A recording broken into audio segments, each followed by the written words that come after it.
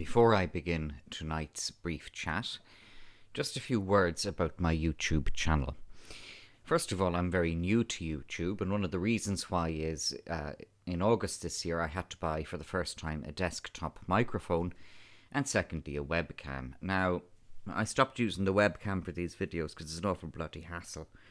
I also look like I've got Bell's palsy on the webcam. So, I had to actually go to the doctor. I said, do I have Bell's palsy? He said, were you using a webcam? Yes, I know. He said, you webcam palsy maybe. But anyway, this is an amateur YouTube channel. I will never monetize the material that I'm putting out here. There's a number of reasons for that, but primarily because I'm in receipt of social welfare at the moment at €203 a week. And I don't want to do anything that might compromise that. The money you would make from a YouTube channel, particularly a little teeny tiny player like myself, is nugatory in comparison to the good income that I'm getting at the moment, while I'm also looking after my parents. So there's no benefit to me from that point of view of monetizing this YouTube channel. There's another reason why I don't monetize anything, and that's copyright. Now, RTE, as they do, hit me for a copyright strike with an Imelda May video I did a while ago. I hadn't a leg to stand on there because I had taken RTE material and chopped it up and re-edited it and superimposed stuff on it. So I had damaged their material in the process, so I didn't have a fair comment or fair criticism defense of that, so I had to let that one go. It was good while it lasted. But other than that, every time I've used music or every time I've used excerpts, for example, from films like The Wicker Man, I have received a note from YouTube stating that the video that uses those shall never be monetized. But that's okay because I don't want to monetize them. But my not monetizing them keeps this material in the public domain, the use of things like The Wicker Man, the use of music, the use of a clip from the Eurovision Song Contest, those kind of things. I can continue to do that so long as I'm not being monetized. So it gives you a much greater degree of editorial freedom when you are not seeking monetization for your material, so you can always claim the extremely strong defense of fair comment and it just being public domain criticism that's online. There's another reason, and this is going to bite a lot of people very soon. The other reason why I don't monetize any of my material on YouTube is because of tax. Now, a lot of people, Bernard Manning, the comedian, said this: always pay your taxes. He was right. A lot of people, as I was about to say, don't grasp that particular thing. The tax man is one of the very, very few people who will go after you beyond the grave. If you are making money from anything, the tax man will sooner or later get the smell of it. And you don't want that. Unless you're paying for taxes properly. But if you're going to, there's no ambiguity about this. And there are people who say, oh, well, it's on YouTube. So who cares? You're making money from it. The taxman wants to know about it. In Ireland, we have considerable indemnities for artists and composers here. But you still have to declare your income. And then once you've been given that indemnity, they won't pursue you for tax. But the artist's indemnity in Ireland is not an excuse to shovel a whole load of cash down the back of the sofa. They still want, revenue still wants to know what money you're making. So if I don't monetize my videos, I don't have any issue with revenue either. If I was ever planning to do monetized material, I would have to set myself up to be tax compliant, which I would do. And then I might seek an artistic indemnity after the event. But that's not going to happen. So I have no projection of that because I don't want to have to deal with all of, the huge bureaucracy that's involved in tax compliance. And Ireland, in terms of tax compliance, Ireland is well known for not being particularly bureaucratic. The revenue here aren't the worst to deal with by a long shot. But at the same time, you have to deal with them. And if you won't deal with them, well, they'll deal with you. So moving on to the substantive matter in tonight's video. Before I actually really get on to that, I want to say a very the warmest hello to anybody who's listening in the United States. Thank you for my slightly growing following there. I say that as a minnow on YouTube, as one of the little tiddlers out here in that great big ocean that is YouTube. But there has been communication coming in the past week or so from friends in the United States. And, the United States is a great country. Whatever Europeans might say about it and whatever Americans say, it's still a wonderful place, the United States. I've never been there and I keep meaning to go. Well, I don't think I'm going to be going tomorrow somehow, but at the same time, the United States is the country that set the paradigm of freedom and individual liberty and constraint upon government, both at state and federal level. That actually was the paradigm we copied here in Ireland when we set up the Republic of Ireland, but it has created an example all over the world. Americans are serious about freedom, and they're right. And one of those freedoms that Americans like is the freedom to have guns, and they're right. Okay, we don't have guns in Ireland. Americans are surprised when they discover that Ireland has some of the tightest gun control laws in the world. That's our issue, but that doesn't mean that we necessarily have the right to impose those particular laws on the United States, not that we could. But gun control, I'm opposed to gun control in the United States, and one of the reasons why is because there's so many guns there anyway, you can't control them. So, getting on to the main topic. The main topic, of course, the main topic is Trump.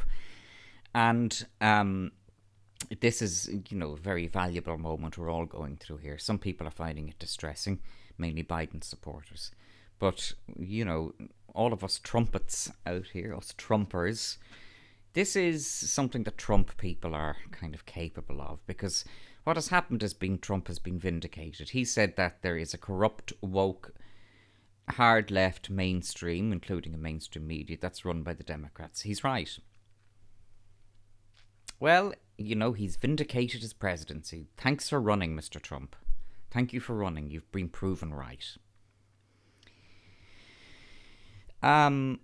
But it's interesting, and it's also comical in a sad kind of very, very cringe way to look at the continuing and ever-growing flow of effluent coming from that, bottomless cesspit otherwise known as RTE, which is Ireland's state broadcaster.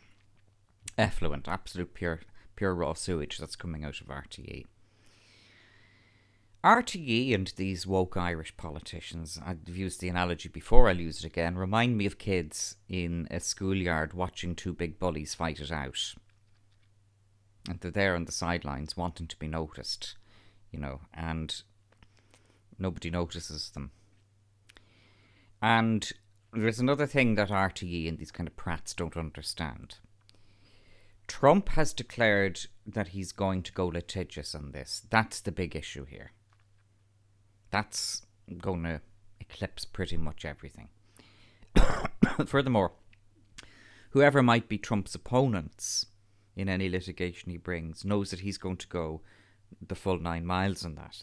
They know that. I know that. We all know that. Trump doesn't back down on these kind of things, and Trump does not make empty threats. So in the meantime, here we have RTE talking about President-elect Joe Biden and Vice President-elect whatever her name is. And she looks like a HR manager. Stix Hexenhammer said that. Stixie's right. She looks like one of those smarmy, grating HR managers who, we've come across those kind of people ourselves. They're not human, and neither is that particular Vice President proposed elect. And if you look closer at the descriptions, the more accurate description of what has happened with Biden and that woman is they are projected winners. That's right, because none of the states at this moment in time is certified. None. So here we have the mainstream media in Ireland behaving like kids watching a battle slugged out between two other people. This is a party to which RTE and nobody in Ireland, including myself, has been invited. Neither are we going to be. We are not part of this particular choir that is singing at the moment. So when you aren't part of the choir that's singing, don't try to chime in. That's not the issue, really, of the fact that Americans put up with insulting remarks about their president from Europeans, particularly Irish lefties. They've been putting up with that for God knows how long. That's not the issue. The issue is that we are not party to this. I know about litigation. I've done a lot of litigation myself, representing myself. I know what it's like to have to negotiate.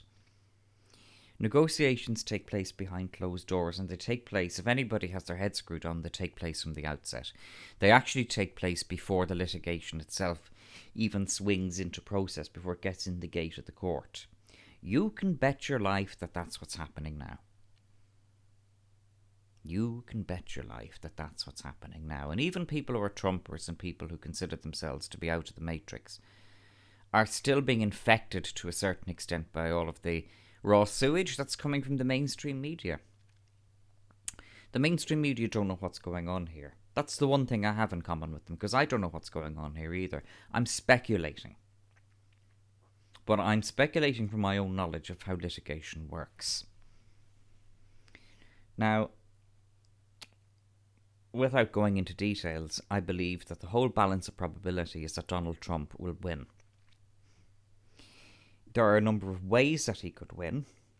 I think one way that he could win is that Biden might decide to be the bigger man, in inverted commas, and concede. I think that that is a more credible probability than anybody is acknowledging. It may not happen. If it doesn't happen, life goes on. But there's a whole load of things coming into play here. It's interesting to observe how the tone, that triumphal, gloating, euphoric, insane tone of the mainstream, particularly here in Ireland, has begun to dissipate. Not so much in RTE, but they're always behind everybody.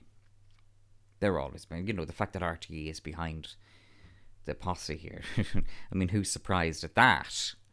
Who's surprised at that? But today, looking globally, today Monday now, the time is now about 10 p.m. here in Dublin.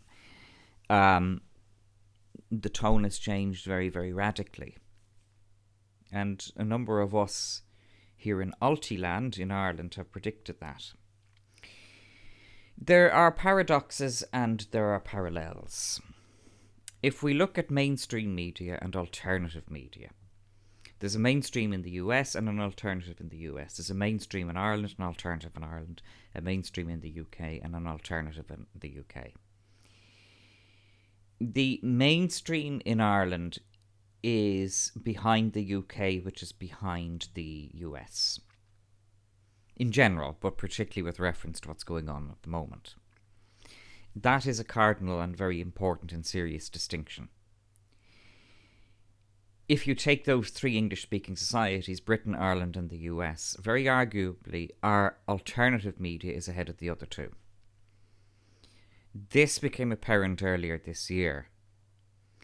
But there is a tendency.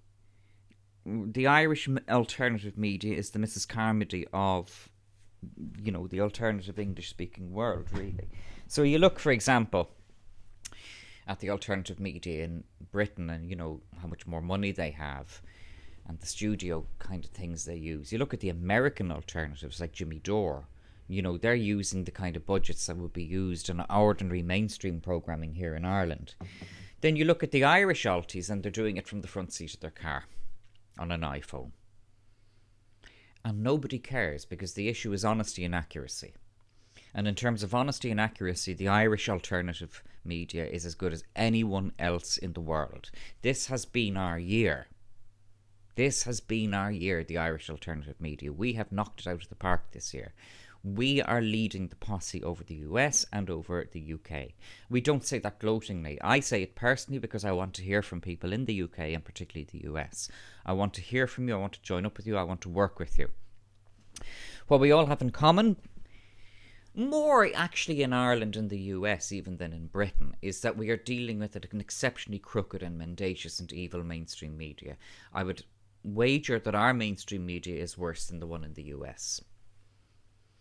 And this is why there is that balance, that two sides of a coin, that yin and yang between the Irish mainstream media, which is a disgrace, and the Irish alternative media, which is coming out of all of this glowingly. And again, you see these people who are doing things on an iPhone in their car, or in this case, at the moment, I'm sitting at my desk talking into a desktop mic, and then I put a slide up and just put it on YouTube. The Irish ones, we're doing it on a shoestring. We're all amateurs here. Oh, we all know each other as well. We all kind of backstab and fight with. Most of us are like a pit of snakes here. That's okay. That's the nature of alternative media. There isn't a central narrative. There isn't an editor dictating to us. So we all disagree about stuff, particularly abortion. And then I say to people that I'm pro-choice, and they just go, they block me and all the rest of it, And I'm not even going to get into the abortion thing here. It's not. We're talking now about the U.S. presidential election, or a selection would be the better word to use. At the moment, I'm not particularly agitated about abortion. As much as all the Irish people catfight among each other, we all know each other.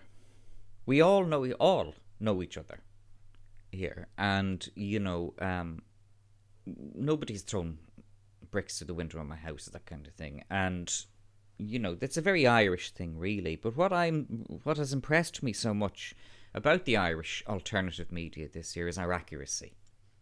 Okay, we disagree on things, and we disagree on things like abortion, but there is a level of accuracy and a level of clarity and a level of honesty from our material that is easily on a par with anything in the United States or in Britain.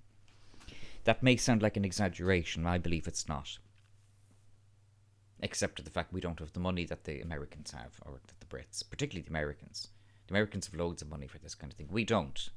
I'm on benefits here, living with my parents, sitting at a desk, drinking coffee.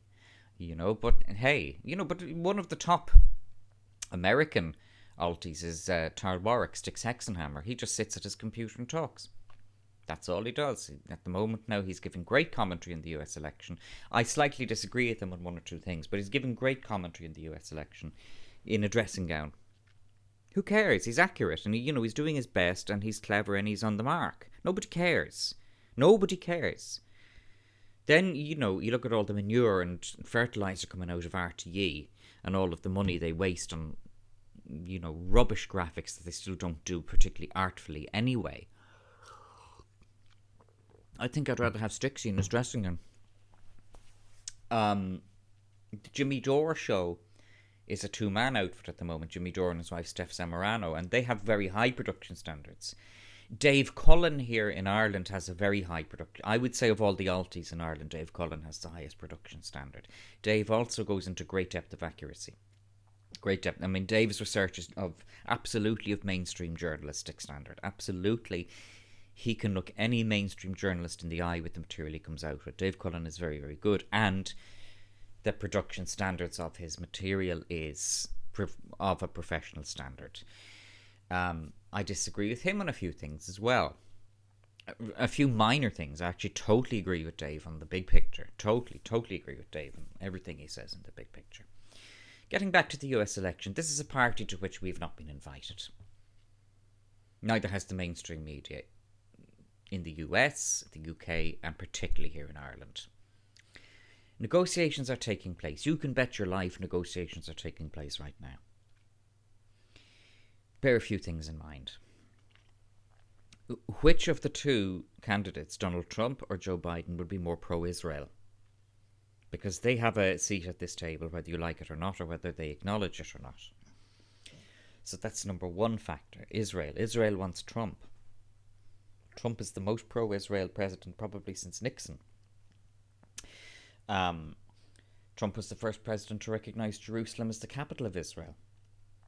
So it's clear where Israel's interests lie, and they have a lot of influence.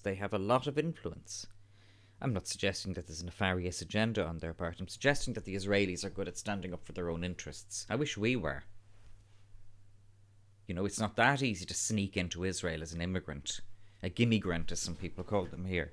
Israel are very fussy about the standards of citizenship that they allow. So no, they're like, I don't see any Zionist plot here about the fact that Israel wants to protect its best interests, and therefore its best interests would have Trump in. A Biden presidency is not friendly to Israel. Wouldn't be friendly to Ireland either, despite all the compost coming out of our pals in Montrose at the moment, whatever they might be saying or whatever anybody who reads the Irish Times might think. So Israel is an important factor in this. Am I suggesting that the Israelis are interfering in this election or that they're influencing what's going on behind the scene? I don't know, but I think it's highly unlikely. This is an American battle that's happening here. I don't think the Israelis are particularly party to that, but they're certainly a damn sight more party to it than we are. But anyway, first of all, there's that. Secondly, there's the nature of the Supreme Court. Look that up elsewhere. I don't have to go into too much details about that. There's the nature of the US Supreme Court and how they may weigh in on this or how they may row in on this. But most importantly of all, and Stixie mentions this in a video of his today, there is a reason why Donald Trump didn't pardon Julian Assange and didn't pardon Edward Snowden or Chelsea Manning. There is a reason. People, all those ones on the left, wondered, why is he not doing it? Well, maybe we'll soon perhaps see the answer to that.